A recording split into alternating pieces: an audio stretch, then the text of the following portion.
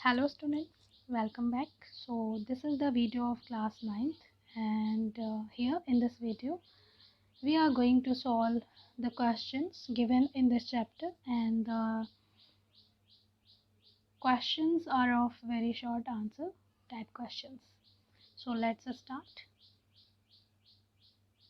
The first question is, what are the different types of plant tissues? Plant tissues कितने types के होते हैं? You have to write it. So in this flow chart, you can find the answer of this question. Mainly, the plant tissues are of two types. The first one is meristematic tissue and another one is permanent tissue.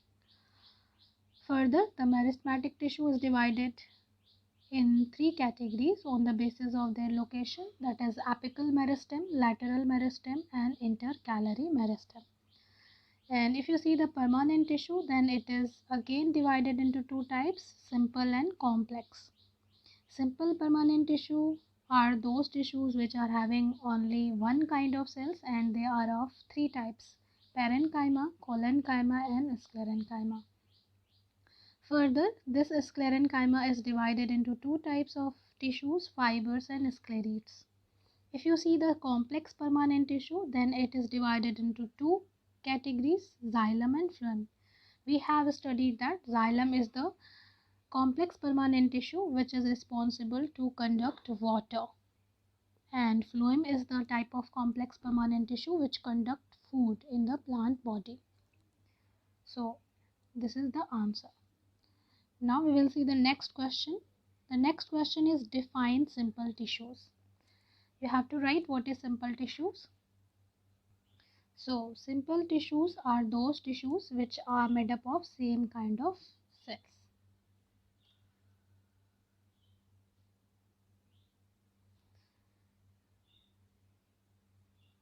You can see here, these are the simple permanent tissue. These tissues are made up of single type of cells, and it is of three types: parenchyma, collenchyma and sclerenchyma. You can see here all the cells are alike and similar. Okay. So now the next question is, what are the tracheids and vessels? So if you remember, the tracheids and vessels are the part of xylem. Xylem के ये parts होते हैं and which help to conduct water.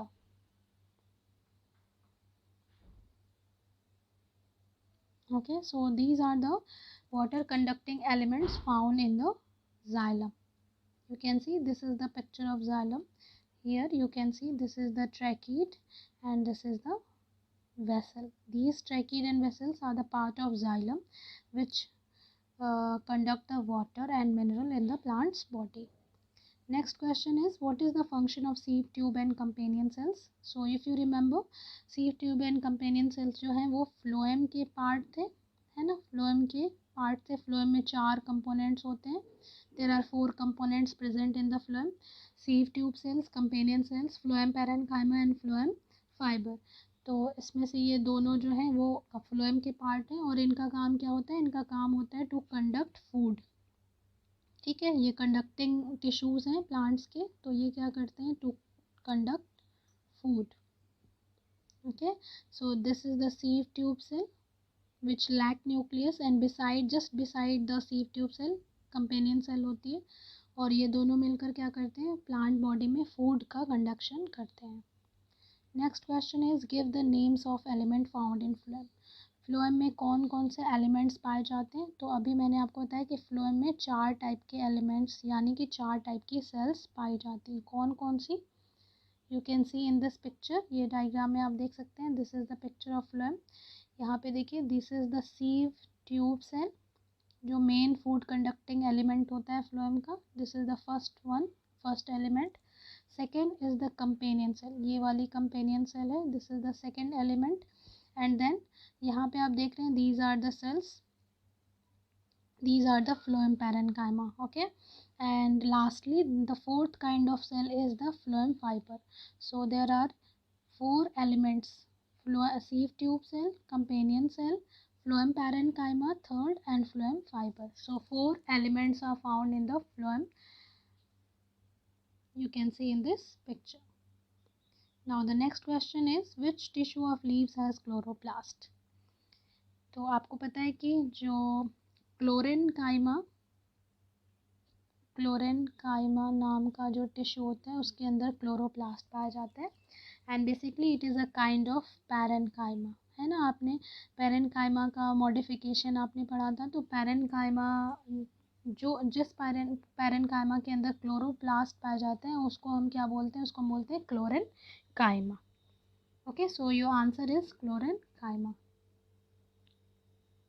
In this picture you can सी, ये leaf को cut करके उसका section यहाँ पे दिखाया गया। तो इसके लीव्स के अंदर मेसोफिल सेल लेयर होती है, उसमें जो सेल्स होती है उनके अंदर ये देखिए एक सिंगल मेसोफिल सेल है और इसके अंदर बहुत सारे आपको ग्रीन कलर के क्लोरोप्लास्ट दिखाई दे रहे हैं। This is the magnified image of chloroplast. So chlorenchyma, this is the single mesophyll cell, and this is the cells of chloroenchyma which contain chloroplast, and they are responsible for the photosynthesis. Next question क्या है, give the function of epithelial tissues. epithelial tissues के function आपको बताने हैं। So from here this column you can write the answer, that you can see the answer of this question. epithelial tissue का function, बहुत सारे functions होते हैं। they are responsible for so many functions like protection, excretion, secretion, absorption, lubrication, cleansing, sensory।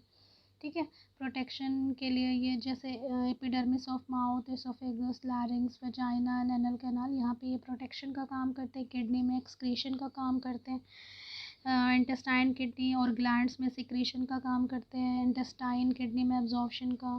Then intestine, airways, reproductive tract में lubrication का काम करते हैं। ट्रैकिया एंड ऑडिटरी कैनाल में क्लींजिंग का।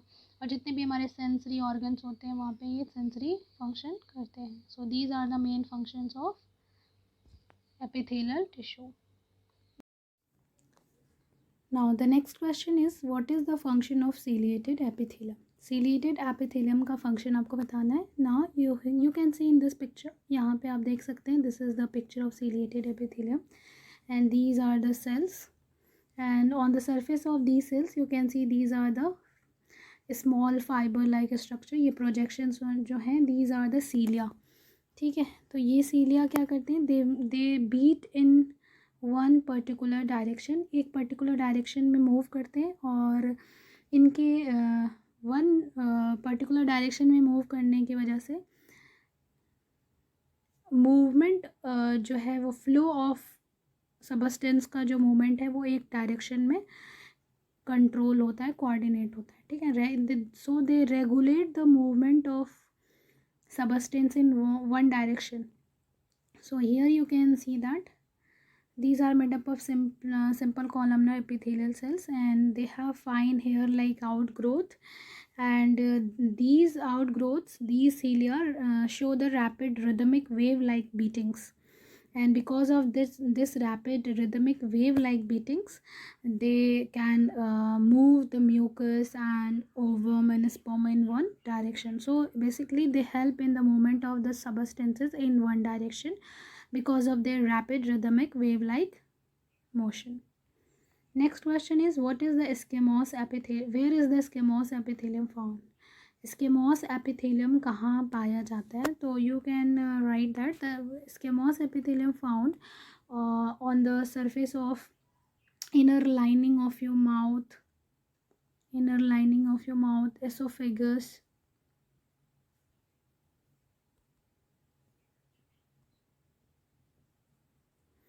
the lining of blood vessels, and ducts of glands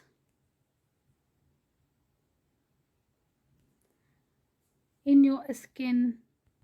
Okay, so these are some basic common reason where squamous epithelium are found. Next question is, what is the connective tissue? Connective tissue को define करना है। So we had studied that connective tissues are the tissues which connect and bind other tissues. Okay जो बाकी दूसरे type of tissues को connect and bind करने का काम करते हैं उनको हम कनेक्टिव टिश्यू बोलते हैं. Next question is what are the 2 main types of fibres of connective tissue. Connective tissue में 2 मेन टाइप के फाइबर्स जो पाए जाते हैं उनके आपको नेम बताने हैं. तो फर्स्ट वन इज़ इलास्टिन जो कि येलो कलर का होता है and second is collagen which is found in the form of white color. Okay, so elastin and collagen, these two main fibers are present in the connective tissue. Next question is write the name of the cells found in the matrix of fluid connective tissue. Fluid connective tissue के matrix को हम बोलते हैं plasma. ठीक है, इस plasma में 3 type की सेल्स होती हैं, RBCs, WBCs and platelets.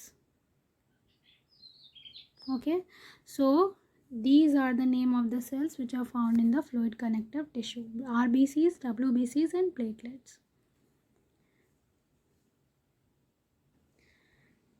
In this picture you can see these are the blood cells, red blood cells, erythrocytes जिनको हम बोलते हैं, platelets that is called thrombocytes and white blood cells को हम बोलते हैं leukocytes. एंड ल्यूकोसाइट जो होती है वो 5 टाइप्स की होती हैं, basophil, neutrophil, eosinophil, monocyte and lymphocyte. So these are the cells which are found in the fluid connective tissues. Next question is how many types of muscles are found in the animals. So हमने muscular tissue पढ़ा था, उसमें हमने क्या देखा था कि 3 type की सेल्स मसल्स पाई जाती हैं हमारी बॉडी में, है ना. Skeletal muscles, smooth muscles and cardiac muscles. Skeletal muscles को हम और भी क्या बोलते हैं, हम इसको स्ट्राइटेड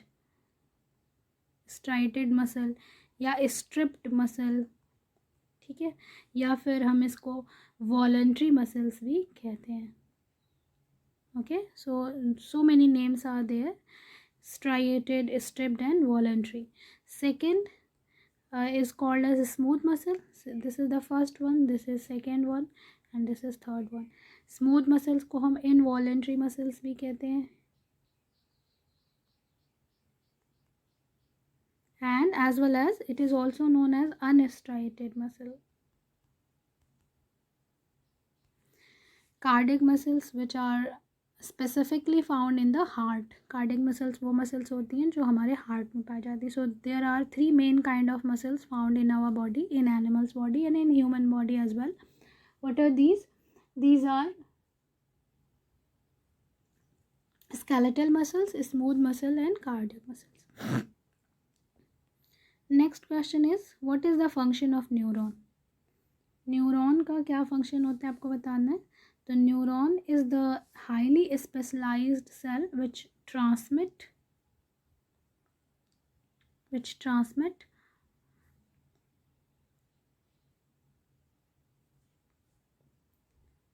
electrical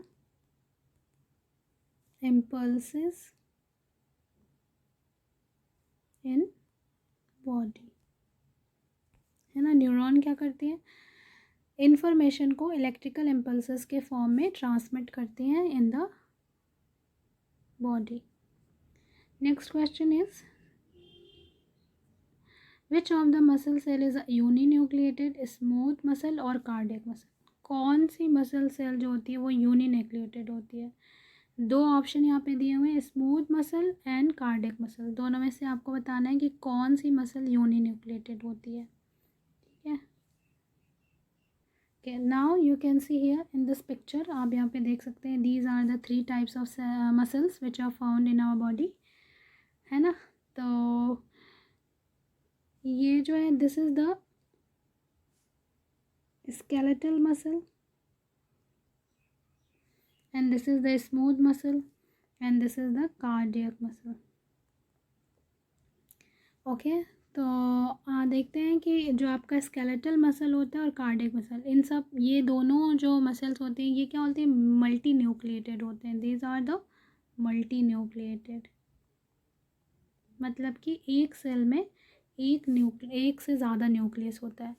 जो आपकी स्मूथ मसल होती है दैट इज़ यूनी न्यूक्लिएटेड, ठीक है, ये यूनी न्यूक्लिएटेड होती है and it has only one nucleus in each cell. तो यहाँ पे ऑप्शन क्या था, स्मूथ मसल और cardiac muscle. So your right answer is smooth muscle, ठीक है। स्मूथ मसल इस तरीके से स्पिंडल शेप होती है और इनमें एक सेल में एक ही न्यूक्लियस होता है, ठीक है। Next question is question number 16, which cells are thick at the corner, parenchyma और collenchyma. This is the question taken from the plant tissue, ये प्लांट टिश्यू से लिया गया क्वेश्चन है। और आपने पढ़ा था कि सिंपल परमानेंट टिश्यू होता है ना, सिंपल परमानेंट टिश्यू 3 टाइप का होता है, पैरेन्काइमा, कोलेनकाइमा एंड स्क्लेरेन्काइमा। अगर हम तीनों में डिफ्रेंशिएट करते हैं तो उनकी जो सेल वॉल होती है वो एक दूसरे से थोड़ी थोड़ी डिफरेंट होती है, ठीक है। तो पैरेन्काइमा में आपने देखा था कि जो उसकी सेल वॉल होती है वो क्या होती है, रेगुलर होती है, सिंपल थिन होती है।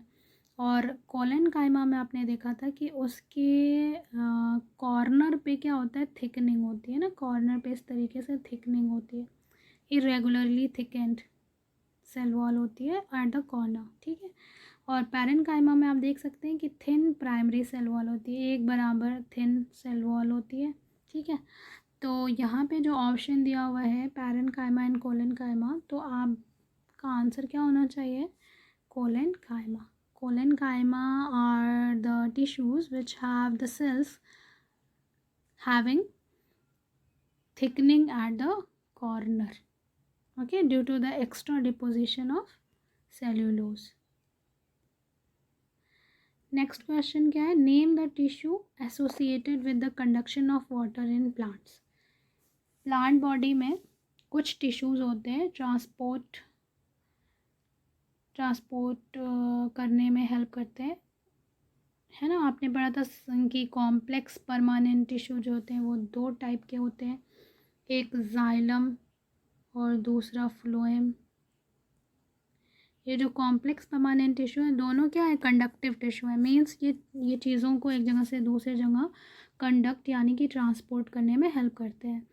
तो आपको याद है जाइलम जो होता है वो वाटर और मिनरल को ट्रांसपोर्ट करता है, जबकि फ्लोएम जो होता है वो फूड को ट्रांसपोर्ट करता है। तो यहाँ पे क्या पूछा जा रहा है, the tissue associated with the conduction of water, ठीक है। तो आप क्या बताएंगे, जाइलम, ठीक है। Xylem is the tissue in the plant which conduct the water. यहाँ पे आप देख सकते हैं this is the section of stem, एक स्टेम का सेक्शन कट करके आपको शो किया जा रहा है, ठीक है। ये जो पोर्शन है दैट इज़ जाइलम और इसके पीछे जो ये वाला पोर्शन है दैट इज़ फ्लोएम, ठीक है। तो ये जाइलम जो होता है वो क्या करता है, वाटर को कंडक्ट करता है in the stem, from the root to the stem. Next question है, what is the position of meristematic tissue in the plants. तो आपने प्लांट टिश्यूज़ के सेक्शन में पढ़ा था कि there are mainly 2 type of plant tissues. सबसे पहले आपने प्लांट टिश्यू को 2 कैटेगरी में डिवाइड किया था, है ना। एक आपने बताया था कि मेरिस्टेमेटिक, दूसरा परमानेंट, है ना। तो मेरिस्टेमेटिक टिश्यू अपने लोकेशन के हिसाब से 3 टाइप की होती है, इट इज़ ऑफ 3 टाइप्स। कौन कौन सी, यहाँ पे आप इस डायग्राम में देख सकते हैं, ठीक है। यहाँ पे आप देखिए जो tip of root and shoot पे पाई जाती है उसको बोलते हैं एपिकल मेरिस्टेम। जो मिड पोजीशन पे यानी कि node of stem and base of leaf से पाए जाते हैं उसको बोलते हैं इंटरकैलरी मेरिस्टेम। और जो साइड वाइज लैटरल साइड में पाए जाते हैं उसको बोलते हैं लैटरल मेरिस्टेम, ठीक है। मेरिस्टेमेटिक टिश्यू का काम अगर आपको याद हो, this is the tissue which help to grow the plants body, ठीक है। Throughout the life the plants grow with the help of the meristematic tissues. So these are the three type of meristematic tissues found in the plant body: apical meristem, intercalary meristem, and lateral meristem. Okay, now the next question is, what is the main difference between meristematic and permanent tissue? Meristematic और permanent tissue में difference आपको बताना है. तो meristematic tissue जो है वो, उनमें ऐसी सेल्स होती हैं जिनके पास सेल डिवीज़न की कैपेसिटी होती है थ्रू आउट देयर लाइफ, है ना. Cells of this tissue divide throughout their life. Permanent tissue जो सेल्स होती हैं वो अपनी ability of cell division lose कर देती हैं, है ना. They do not have the division, the capacity of cell division, and they take the specific function. They are located at a specific region of the plant like apical, lateral and intercalary. इनकी एक specific particular location होती है, अभी हमने देखा था, ठीक है. जो टिप पर पाई जाती हैं उनको एपिकल बोलते हैं, जो साइड में पाई जाती हैं उनको लैटरल बोलते हैं, जो बीच में नोड पर, इंटर नोड पर पाई जाती हैं उनको हम इंटरकैलरी बोलते हैं. और परमानेंट टिश्यू जो होती हैं they are distributed throughout the plant body. ये प्लांट बॉडी में हर जगह डिस्ट्रीब्यूटेड होती हैं. मेरिस्टेमेटिक टिश्यू की जो सेल्स होती हैं वो बहुत ही ज़्यादा एक्टिव होती हैं, उनके पास डेंस साइटोप्लाज्म होता है, सेल वॉल बहुत ही थिन होती है, एंड न्यूक्लियस प्रोमिनेंट होता है, एक्टिव होता है, और वैक्यूल्स उसमें नहीं पाए जाते हैं. They lack vacuole. Cell wall किसकी बनी होती है? सेल्यूलोज की बनी होती है, ठीक है. यहाँ पे आप देखेंगे तो इसमें परमानेंट टिश्यू की सेल जो होती हैं वो कैसी होती हैं? वैक्यूलेटेड. उनमें वैक्यूल पाया जाता है. वैरी इन शेप अलग अलग टाइप का हो सकता है, साइज़ भी अलग अलग टाइप की हो सकती है. सेल वॉल बहुत ही थिक भी हो सकती है, उसमें लिग्निन एंड सेल्यूलोज के अलावा लिग्निन एंड अदर चीज़ें भी पाई जा सकती हैं, ठीक है. और इसकी जो सेल वॉल होती है वो सेल्यूलोज के अलावा लिग्निन और सेबेरिन की भी बनी होती है.